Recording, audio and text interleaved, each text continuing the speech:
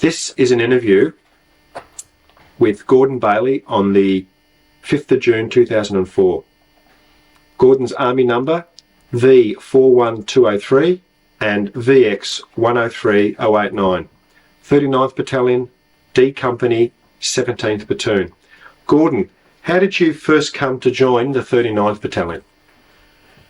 I was originally joined up in 1937 in the 52nd Battalion, which was a militia battalion, and we used to we only had fortnightly camps each year.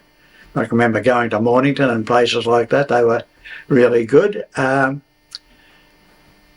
we went to Darley and we became the 37th 52nd Battalion. It was made up of all Gippslanders, as mainly was, which was rather strange because in the 39th, Don Company were mainly Gippsland men. And I had 3 brothers already in the army. I'm the youngest of 13, by the way, 8 boys and 5 girls. And I was the youngest, and so there was a little bit of a leaning towards my father of keeping me whole and holy to himself for the war years.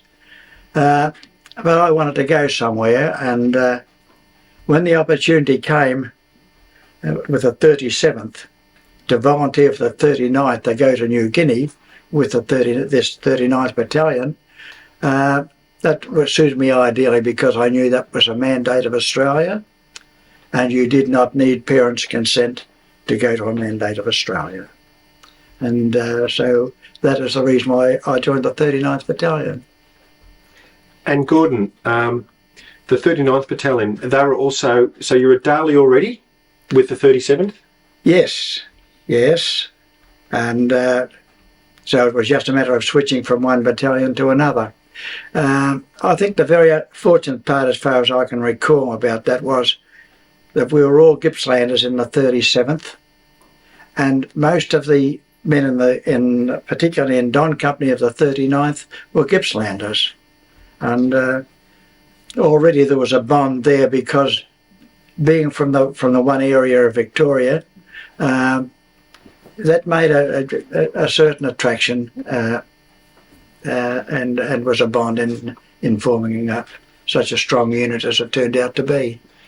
Gordon, that seems to be the case with a lot of people we talk to. The feeling with the 39th Battalion, you had a lot of mates and there was a lot of mateship in the 39th, would that be right? I never experienced in the 37th what I experienced in the 39th. And I might jump the gun here a little bit by saying that because of the situation of the 39th, the way we travelled to New Guinea and we started right from scratch, I think this was the big thing. Delegation of authority from officers, for instance, they were friends, but authority was always evident and well accepted, and there was a terrific relationship between the ordinary private and even the CO of the unit. It was a team effort, and I don't know whether this happened in other battalions going overseas. I just don't know if it could have possibly existed as strong as what it did in the 39th. It was just that way that the battalion was so strong because of the team effort. Gordon, the camp at Darley, just briefly describe what it was like there, and what was your main training at Darley before you left for New Guinea? Well, most of the training that I had, full stop, was done with the 37th Battalion. When we didn't join the 39th until October, and we left in December. So most of that time was spent in getting ready to go to New Guinea, not in training.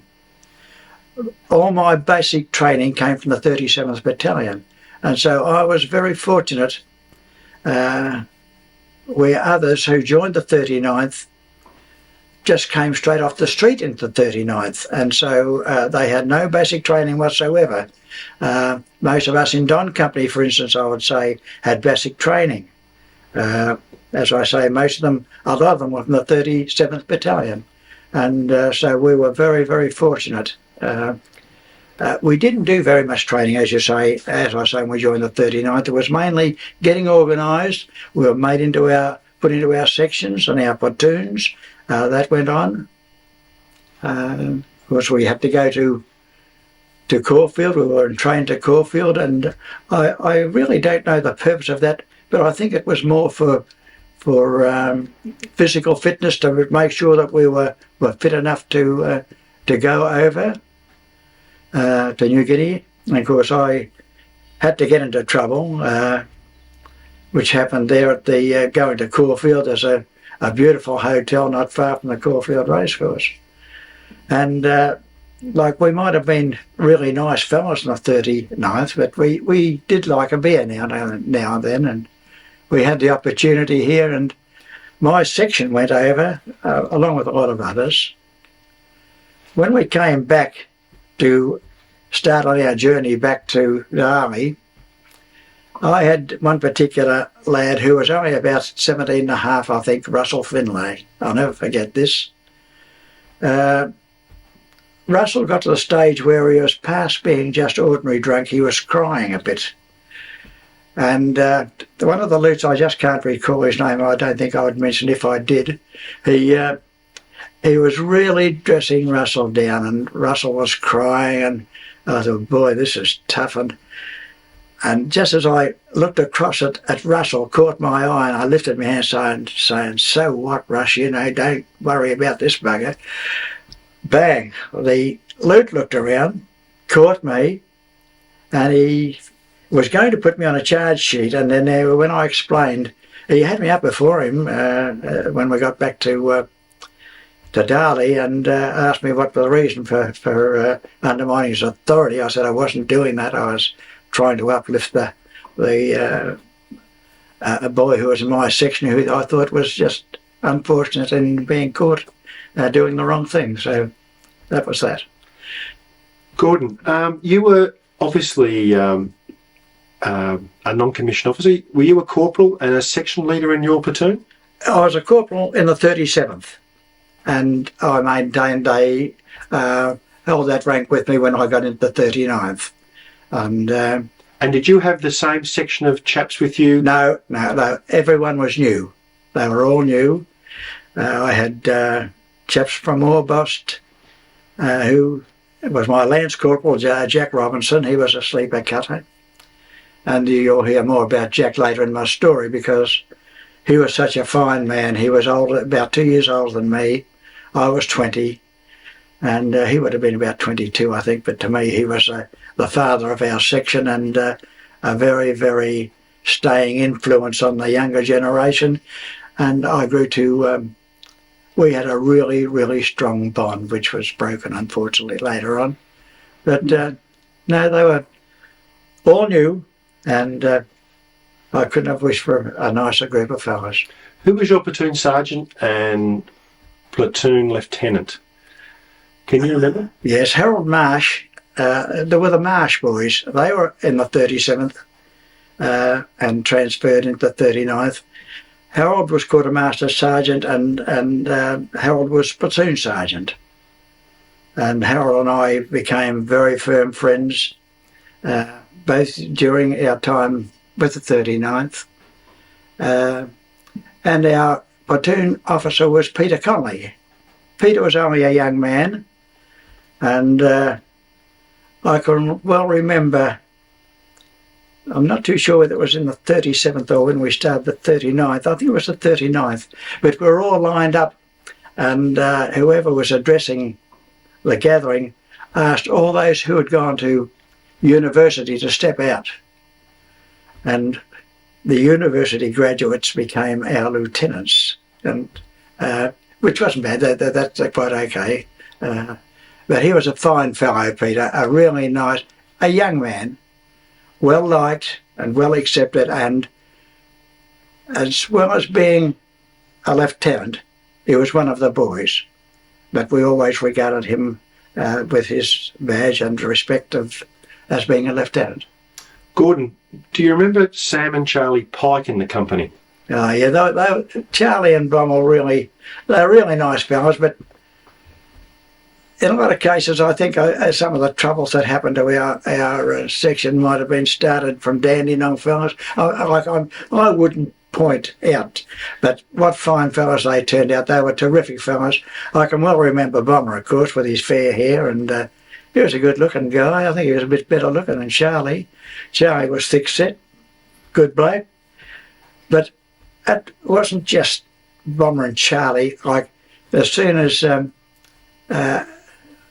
I met the people here today, and I met his daughter, and I thought, well, when I went to the farm in Devon Meadows, I often went into Dandenong and still didn't look up Charlie or Bomber, and I wish to heck I had, because we had such a good relationship right through the war, and they were fine fellows.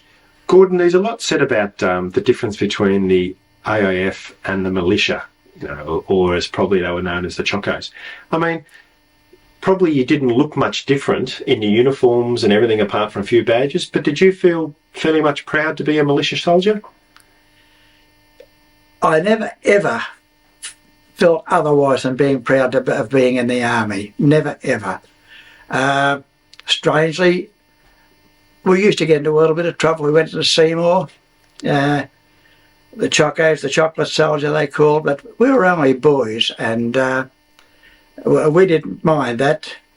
I had a chap going back to 37th Battalion, a Frank Powell. I had him in my section mainly when I had the opportunity to get him, because he was a fighting man. A bit of a tough character. And when we used to go into Seymour, he'd bring out his little tin, and when I first saw them, I said, "What do you got there, Frank?" He said, "Have a look at these." And he brought them out, and they were a set of knuckle dusters. Now, I don't know if you know what knuckle dusters are, but they fit on the hand, in the front of the hand, and sometimes they're like a bottle top, a beer bottle top inverted. And he used to wear these, and he was a good man to go into, because he got well known in Seymour, and we never seemed to have much trouble on that way. Gordon, how did you feel about going to New Guinea? And what did you think your duties were going to be, or what did they tell you your duties were going to be when you get to New Guinea? I don't think it would have really mattered much what they said about our duties. I think it was an adventure. I was 20 years of age. I was a real-blooded Australian. I thought of native women walking around with bare tops. There was a lot to it, you know. It was an adventure going to Moresby for a start, somewhere where I'd lived in Sale all my life, 20 years in Sale. And so it was just an adventure as far as I was concerned. I'd never ever considered perhaps we were going to get bombed. That never entered my head, I don't think. But to meet the Japanese, I thought, you know, this is just a staging place. So we'll go to New Guinea and we'll have a fine time. There'll be coconuts and, I say, the lovely dusky maidens. I think that was about it. Gordon, what do you remember about the voyage on the troop ship Aquitania? Well, I was really amazed at the size of the Aquitania. That threw me for a start. It was such a big boat. I just forget. I think it was something like 1.5 miles around the deck of the Aquitania. I think we knew at that time she was the third biggest boat in the world. And I can just remember boarding the ship in Sydney and going out through the harbour and seeing the Queen Mary. I didn't know it was the Queen Mary till I read it in the Good Guts about the Queen Mary. They were bigger boats than the Aquitania, but we had a terrific trip up. We had all this support, about 5 or 6 ships supporting us on the way up. And of course the friendship started of the 39th Battalion. I think there was about 1,200 of us on there. There were 4,500, but 1,200 were 39th. And I think the friendship started really from there. An amusing one there, which perhaps before we have a break, was that there were also sisters on the boat, nursing sisters. And when we sailed in to Port Moresby Harbour, of course we're all leaning over the decks and looking at the quite a few of the New Guinea natives came out in their lakatoys, and they were looking at, and the dusky maidens were also there. We were looking at those.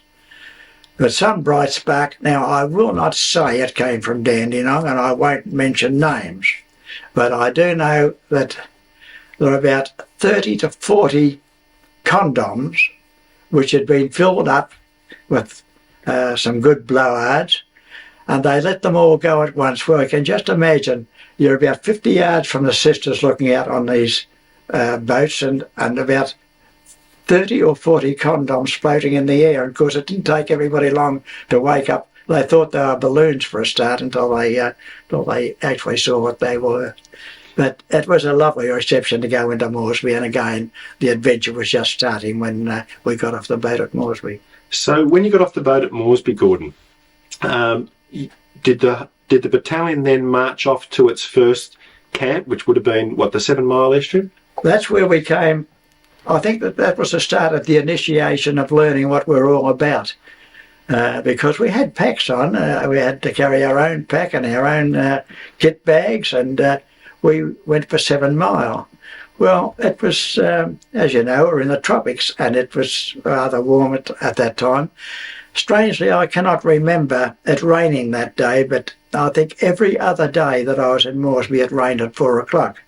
But I can't remember it happening on that particular day, but we did march 7 Mile, and that was, we were quite, had it by the time we reached there.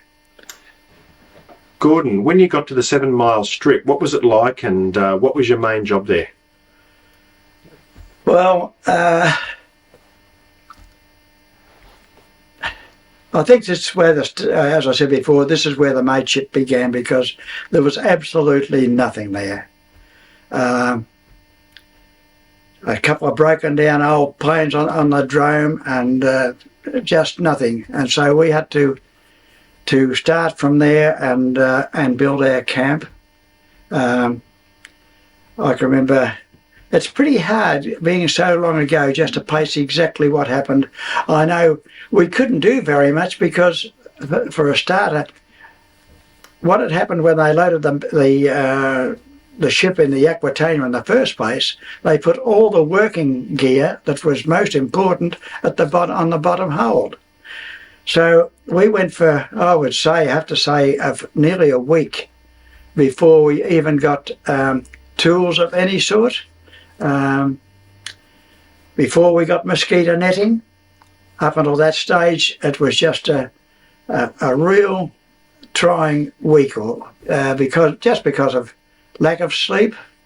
The rains came. We didn't have any cover.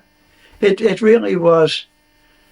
This was the cementing of the mateship that I'm talking about now. I keep referring to it because I think that was our strength. But this was a trying time. Was those first few weeks, but then from after that, once we started to get our gear and the tools, it was amazing how quickly we got into our sections and the platoons got together. We made our camps, and I can't remember very much strife. I know you could ask, what about meals? Well, I can never ever remember in New Guinea being short of a meal. I know they got very repetitive. You had bully beef, a lot, and biscuits, but that was no hassle. And I don't think too many would have complained about the situation of having that week the way it was, because we got to know one another a lot more than if we'd walked into a ready-made camp. Sure of that. And you were used a fair bit for things like road building and unloading ships. Tell us a bit about unloading the MacDouey, because not long after that you unloaded it, the MacDouey sunk, and also the stories about grog with the MacDouey. Yes, well, it was rather strange, but I keep referring to two fellows, and perhaps that's wrong. But Bomber and Charlie were instrumental in a lot of things, and they had really good ideas. And this particular mob, I don't know, it definitely, I think it was Don Company that started it. But when the Americans came, we used to unload the boat, and they had a terrific beer. It was called Blue Label. I'll never forget that Blue Label beer. And what used to happen, I think the 39th got a bit hijack of of unloading beer for the Yanks. Why couldn't they come and load their own bloody grog?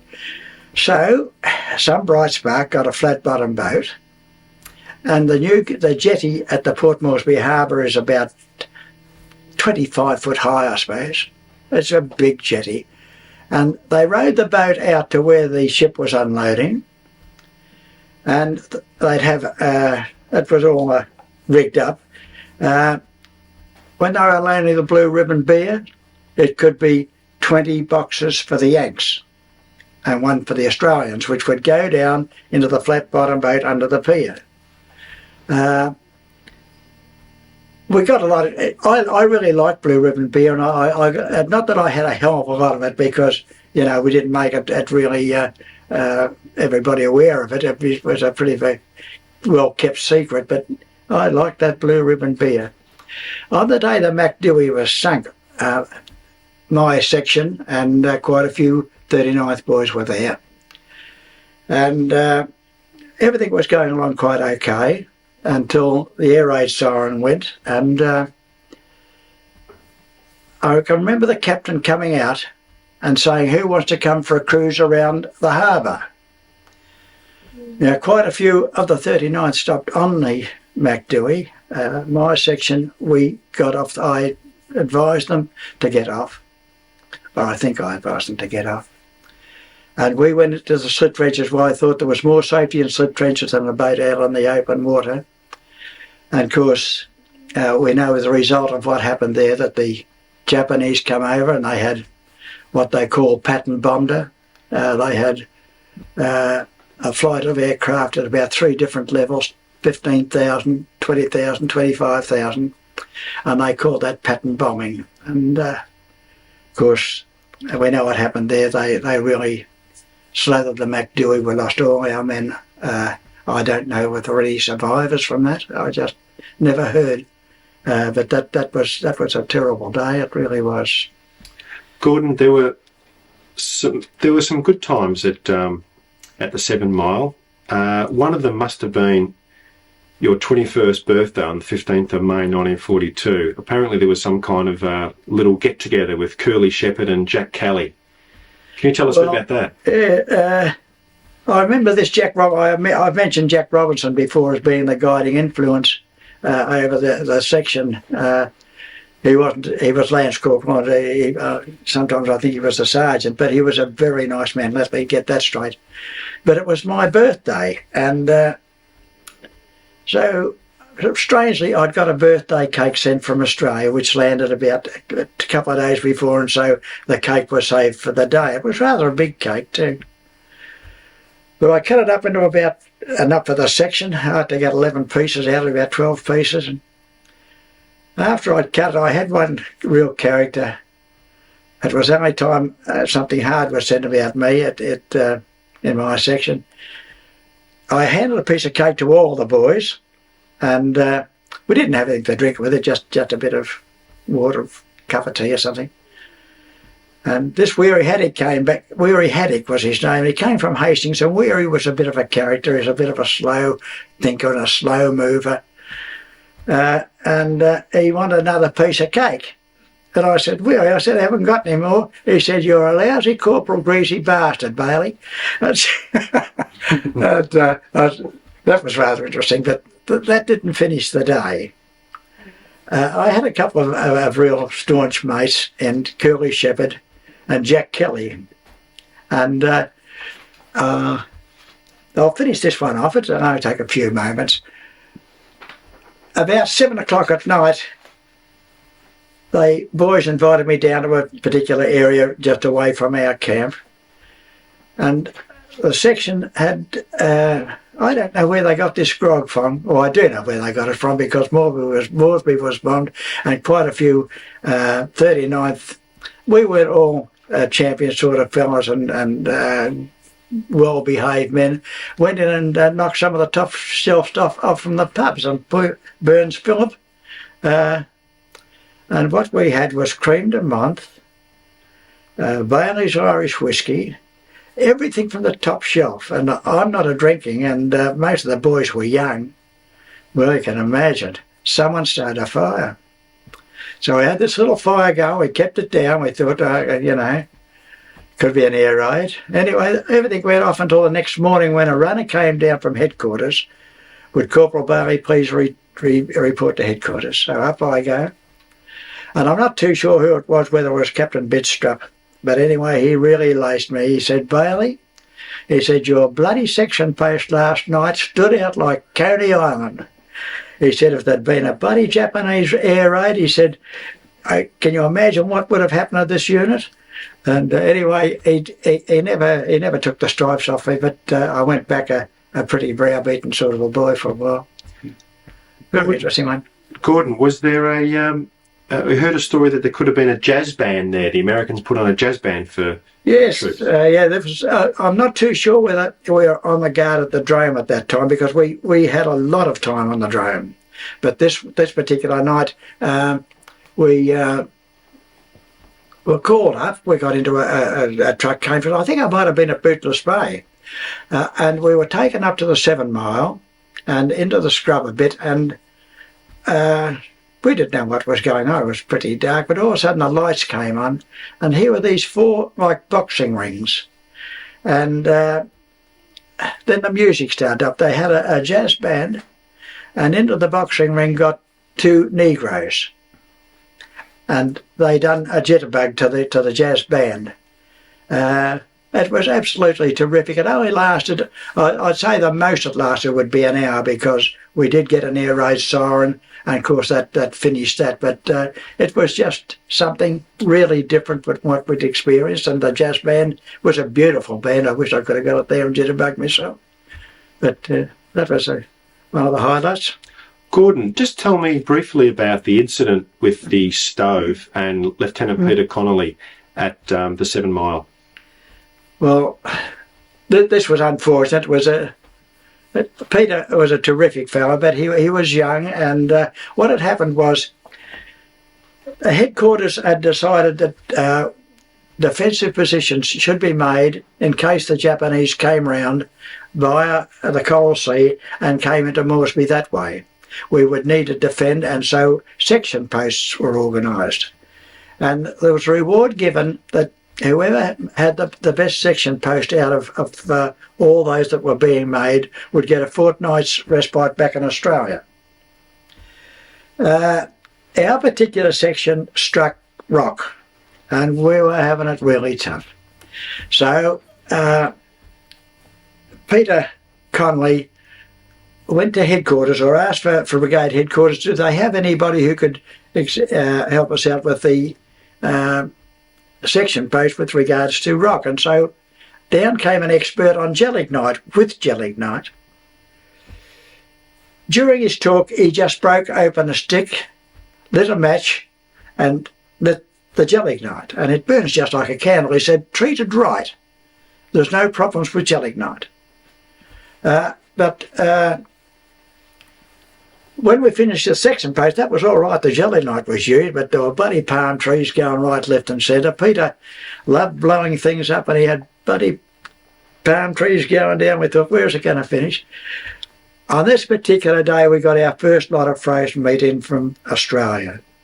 And a couple of fellows again, no names mentioned, but a stove was pinched from Moresby. It would have been about a 14 or 15 foot stove. You've got no idea what it was like. It would have served in a big one of the motels, I suppose.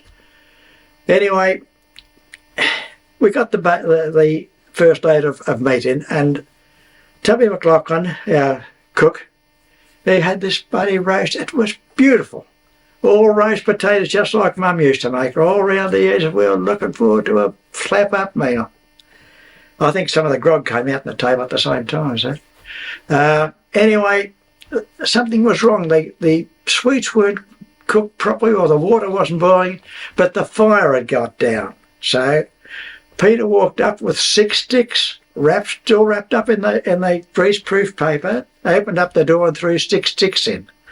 Well, I never ever saw any of the meat again. I just don't know where the bloody leg of lamb went to. But the big stove got shipped at about 4 feet. And Peter got first degree burns, Tubby McLaughlin got first degree burns, and they both got transported back to Australia.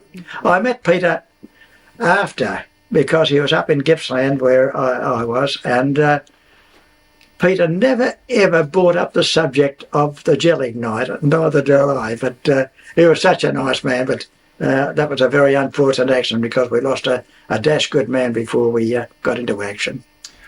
Gordon, can you remember the 75 Squadron Kitty Hawks arriving? Yes, I can. 75. We were on the drome a lot, and we can remember the fighters used to come in from Bootless Bay, over the Bootless Bay area, and they'd be up about 500 or 600 feet. Of course, there was no aircraft, there was no problem there, you know, they'd just come in. Even the bombers used to bomb us from about 15,000 feet. But when they came, the Japs came in, they used to just streak up the 7 Mile, and of course we'd open up with everything we had on them. And I don't think it done a hell of a lot of damage to the Zeros. They weren't worried about us particularly because they go so hell of a time on the drone. That was one of our toughest times, was the guard on the drone, because with the month that we had there with no fighter aircraft was very, very tough, and took a toll on the battalion generally on morale, because we just felt on this particular day, no pack drill, no messages passed, just nothing. Up come these planes again, straight up the 7 Mile. We thought, into them. About 60 to 70 Vickers guns opened up, and when they went overhead we could see a blue and white circle underneath, and we thought, oh lo, what happened here? Then we found out that the Kitty Hawks had arrived. Out of the 12 Kitty Hawks that came in on that particular day, I'm not saying there was a lot of damage done to 10 of them, but there was enough to stop them when the first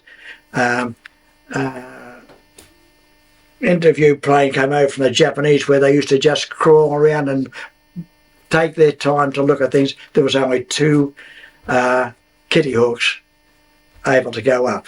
That also was good, because they went up, they had word this plane was coming over.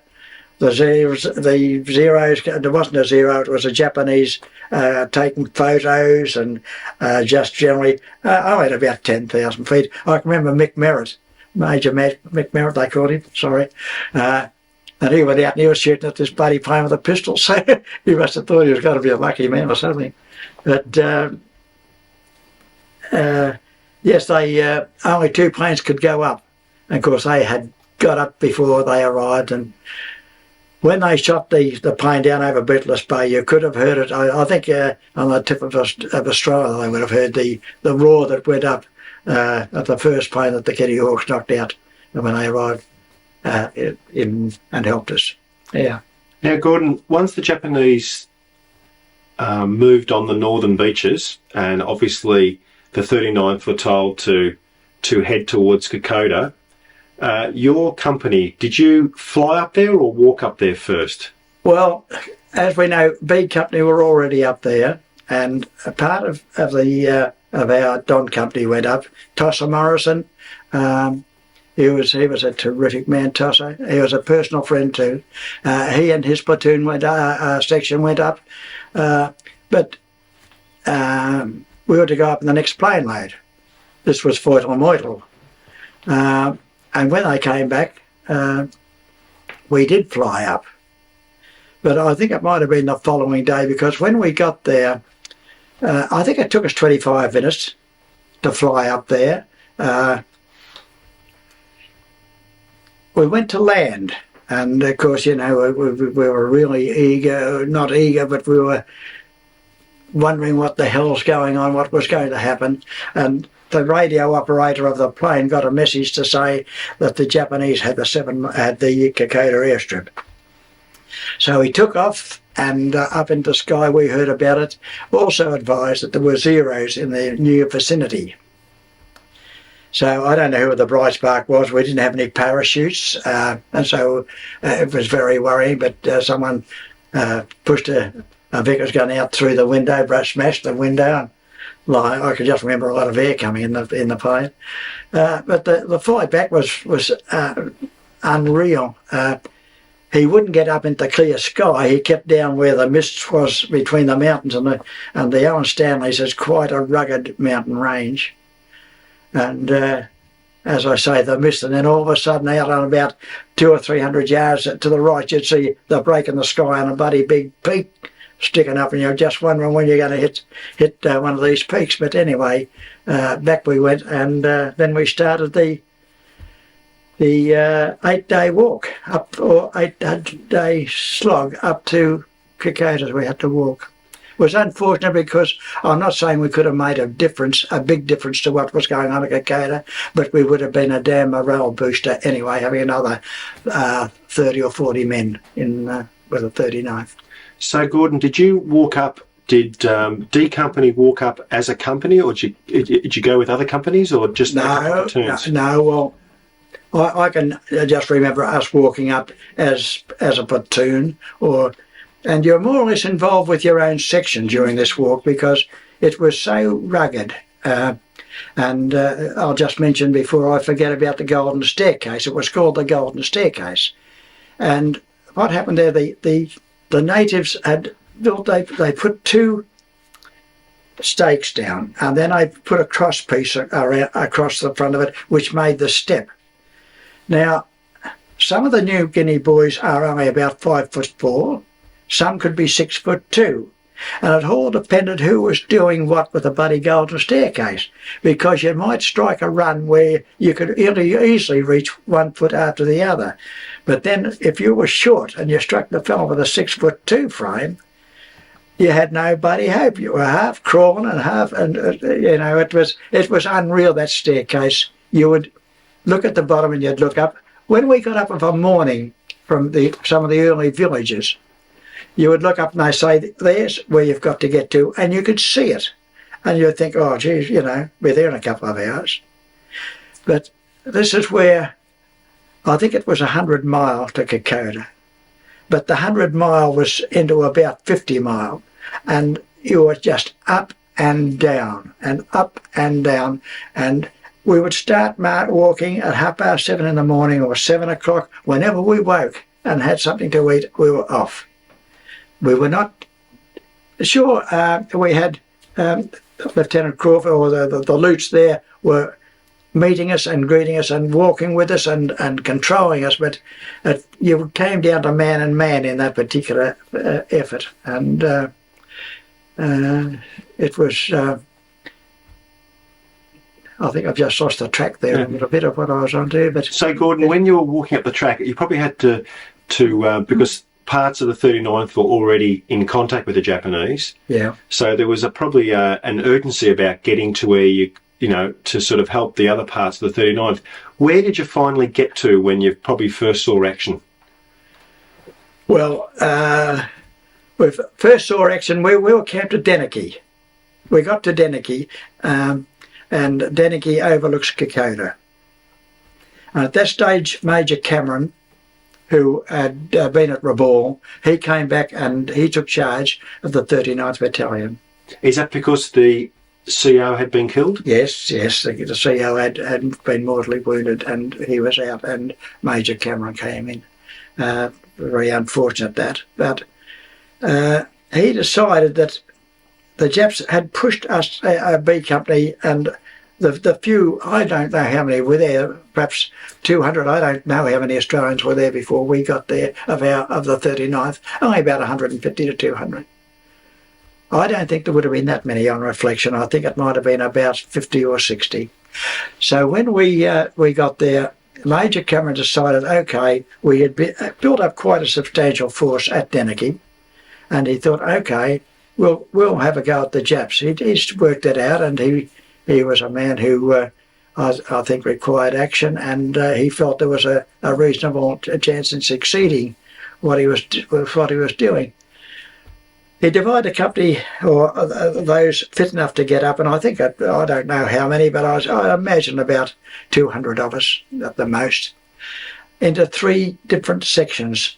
Our Don Company was to go and cut off. They knew that once they attacked Kokoda, word would get back to Oivi, where the main Japanese force was held, and they knew that then reinforcements would come up, so our company, Don Company, was to go and get on the edge of the track on the Kokoda Road. We struck the Japs before we got there at a plantation, and one was they shot a couple of the Japanese, a couple of the forward scouts shot the Japanese. This is where you learn a lesson. It was in a banana plantation, and of course you couldn't see very much, and so I crawled up a log and stood up to see what was going on, and a Jap bullet cut a bough about 6 inches above my head, hit me on the top of the head, and I went to the ground. I think they took about 10 minutes to get me back up on my feet again. But I did see one bad action there where the Japanese was mortally wounded, and he had no hope of recovering. But one of the police boys, native police boys, took to him with the butt end of the rifle, and he put him out of his misery. It was pretty hard to just to see it, but I could imagine what had happened at Kokoda with the women folk of the Papuan women folk were raped, and the Japanese. There wasn't very much pity going to be handed out to Japanese from then on. So at Oivy Road, you were pushed back. When they came along, we were spread out, and this is I was asked by Wayne Rothwell about chain of command, and he was doing a thesis on command, and on this particular show, command only came really it came down to the platoon sergeant. He was, for instance, my section was on the road, and up the left of me there was another section, but you didn't have contact with them. You only had contact with the 50 yards that you had your section in. And unfortunately I had Jack Robinson, this particular mate of mine, he was just in front of me to the left, and it would be either the first or second bullet that was fired hit Jack fair in the middle of the forehead. It was a really tough time. When we saw the Japanese come, they were formed, they were both sides of the road, and what had happened was that they'd seen action further up where still some of our boys were perhaps settling in and getting ready for it, but they had seen that, and they were aware there was something going on. So that was when, I'm not sure it was Harold Marsh or our platoon Crawford asked us to open fire, which we did, and as I say, Jack Robinson got hit. It was I suppose quarter of an hour of fighting, and then we were told to withdraw. A news came from Harold Marsh to withdraw. So I started to withdraw. I had about 5 men with me at this stage. Some of them you got a little bit tangled up. Some went with others, and so it wasn't a really organised retreat. You looked at those closest to you, and you formed your little mob and you moved off. I had a chap by the name of Jack Dwyer with me. Jack came from Bensdale. The family is still there. They have a big business now in Sale and Bensdale. And John was a chap that you couldn't. It was hard to give an order to. He was elderly, and if he wanted to do something, he did it. When we got out of this trap, we went through a gully, and we got up on the top of the other side of the gully. I looked back, and just before I looked back, John Dwyer decided to go for a drink down in the gully. Now, I tried to stop him, but there was no way. That was the last we ever saw of John Dwyer. But as I looked back, I saw the two Japanese meet up. They'd done an encircling movement, and both of them joined up. And so I suppose you could say we were 3 minutes of getting out of that circle. Otherwise we would have all been there. The 4 of us were there, and we were out for all that day. It was hard to get back onto the real track, and we could only tell where we were going by the sound of gunfire and what was going on. Was this between Oivy and Kokoda, Gordon? Yes, that was between Oivy and Kokoda. What happened when you got back to Kokoda? Well, just before we got back to Kokoda, we spent the night. We couldn't get back that day. We were out all night. There were only four of us then. And strangely, we were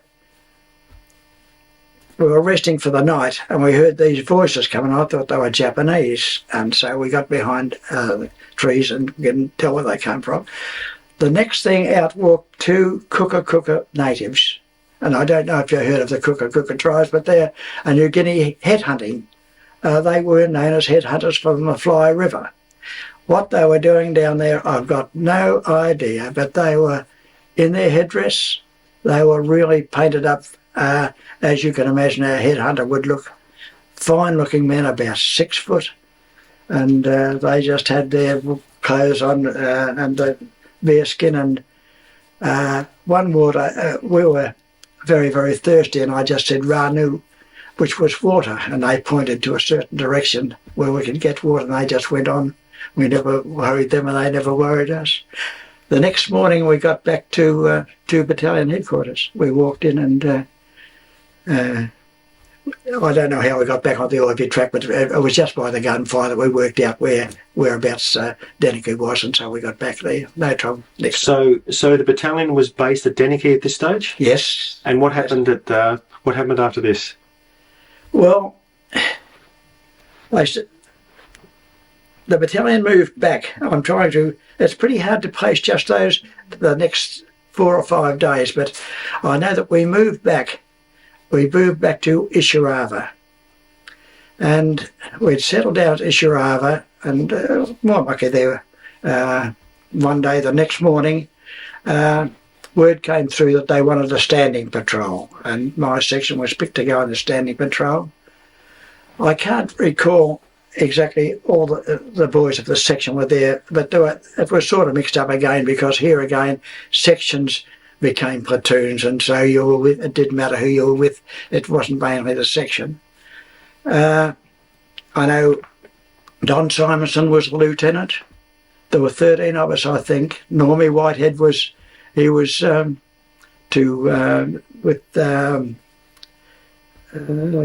passing the message back on.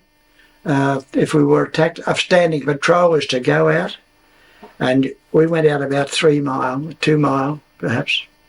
I'm not too sure of the distance, but in that vicinity. About 40 minutes walk out anyway. And we got there just on dusk, and the standing patrol was to set up position, and if the Japanese come through, they'd tell to hit the patrol first, who could pass the message back to the battalion. Well, we got settled down for the night. Harold went round, and we were all put in our positions. The next thing, it was just mayhem. It was they had been firing mortars over the top of us and into the battalion during the day, but this of course wasn't going on at that time. They just hit us, and I just got hit and bang, and that was it. That's the last I can remember. When I came to, there was nobody else around. I looked around, and I just couldn't see anybody. And so I didn't know. I thought, okay, well, I knew I'd been hit in the chest, and I was bleeding badly, and when I put my hand up, my chest was just all blood.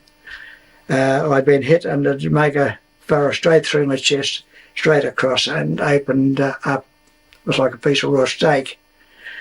When I knew that I couldn't go into the jungle, and I knew that I had to start walking back along the track.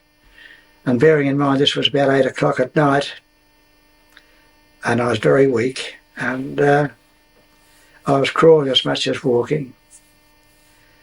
And it took about 2.5 hours to walk back, and you can imagine the thoughts in the mind as I was walking back wasn't very pleasant. But strangely, I never heard a thing. I just kept crawling, and I thought, well, sooner or later I'm going to walk into the Japanese. But what had happened was, evidently, when they went through us, I either went forward and started, just waited for the next morning before they were going to attack. But that was when I heard the voice say, challenge me, and I knew I'd walk through, and that was about 12 o'clock at night, and they took me to the doctor, who looked at my chest and said, Gordon, I think you just better carry on. And I was given 2 New Guinea boys, one on each shoulder, and we started the walk back. We walked that night until daybreak, and then I heard all the firing going on, and I knew the Japanese had attacked the unit. From there on, they kept with me while I walked back to Moresby. They only let me go once, and on that particular time when they did let me go, I fell straight onto my chest. Didn't do it much good, but anyway, I was went back to Moresby and went into hospital there.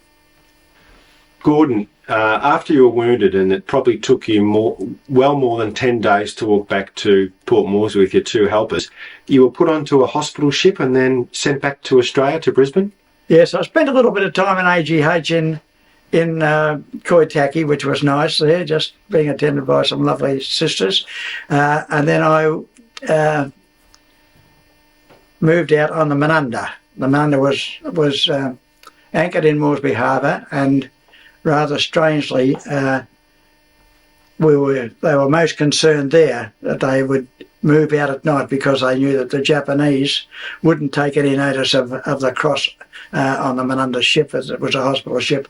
Wouldn't have made any difference. So we moved out at night, and I came back to Australia, got off the boat at Brisbane, and unfortunately just went to a first aid post there where they decided to dress the wound, and one little lassie there, I feel sorry for her. She had 2 bottles. One had Usol and one had methylated spirits.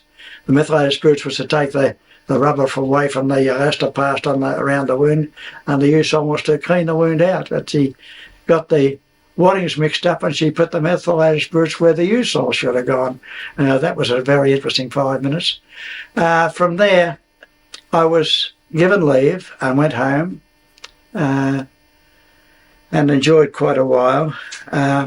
One quick one here was that a friend of mine had the Gippsland Hotel, and my father said, look, Bob Smith's been asking how you're going, Gordon. You got time to go and say hello to it. I walked in. There were about 15 Air Force, as you know, the Air Force are at sale. There was a big red-headed bloke, and I'd dressed up in all. I had 3 brothers about my same age, and I had all the Larry stuff on. You could possibly, like, beautiful grey melange pants, white shirt, and I was lit up like a lord. And I walked in, and this big red-headed fella said, isn't it strange, you can still walk into sale and you can still see these buggers too lazy to even join up. And Bob Smith was a fighting man, and he walked around from the bay, grabbed him, and he swung him around and hit him, and he put him straight through the plate glass window out onto York Street. Bob came back and said, I got a bloody lot of enjoyment out of that. Yes, and then I was posted to the 30th AITB in Bathurst in New South Wales. I really enjoyed that there. I was still cast Medical B, and I was used as a company corporal, doing the pays and that type of thing. How long were you up there, Gordon? At Bathurst? Yeah. I was there for about 12 months, I would say about 12 months.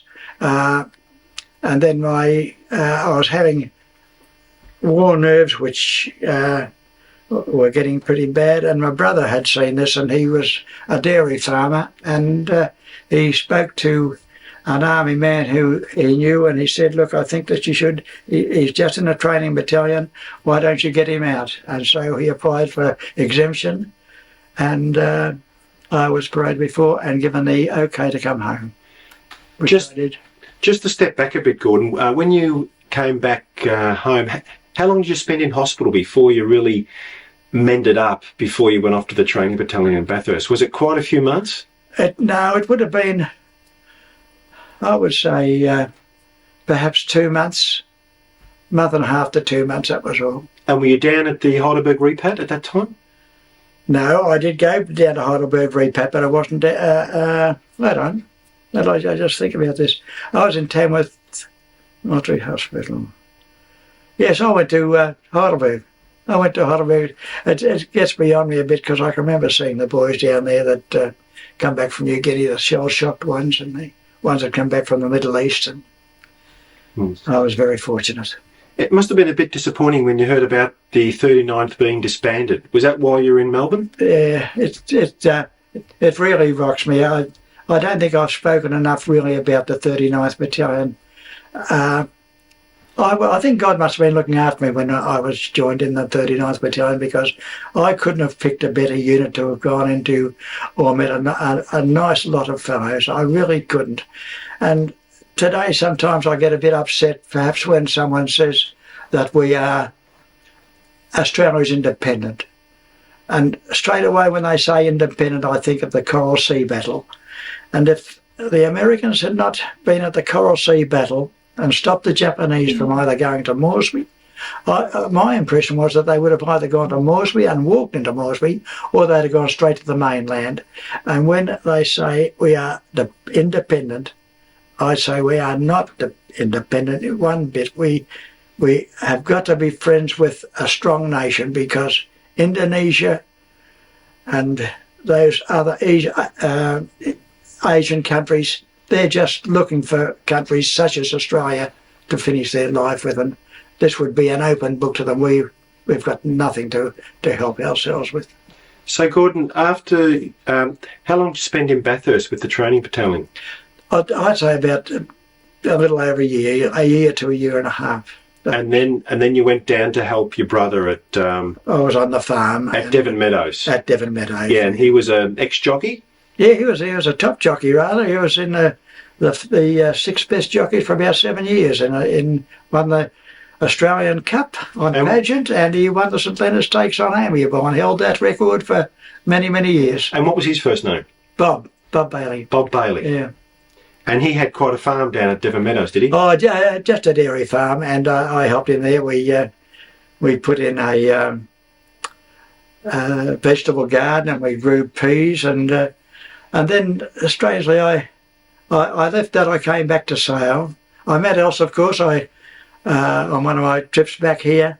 I always liked the whiff of a waff, and on the day I came back, they had a Freedom of March in Sale of the Air Force, and Elsa was stationed at East Sale, and she used to go and meet my dad. Used to stay weekends with him. He used to take them to the beach and fishing, and looked after service people. And I met her through that arrangement, and we've got married. We've got 2 lovely daughters, 5 grandchildren, and just my life has been nothing but a blessing since but I always think most days about the 39th Battalion and Jack Robinson and New Guinea. Okay, Gordon, well, I'm going to finish up now. So on behalf of the 39th Battalion Historical Committee, we would like to thank you very much for your time and participating in this interview. Thank you. Good, thank you very much for the opportunity.